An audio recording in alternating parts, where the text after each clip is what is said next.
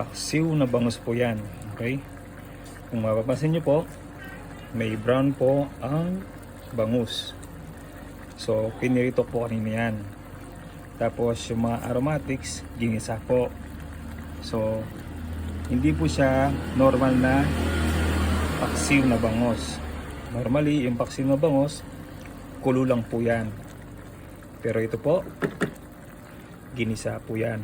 Tapos, pinirito po ang ating bangus. So, level up po ang ating paksiw ngayon.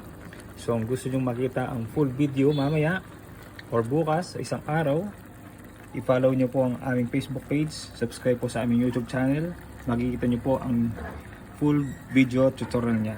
Yan, maraming salamat po sa panonood. Ingat po kayo lagi at God bless.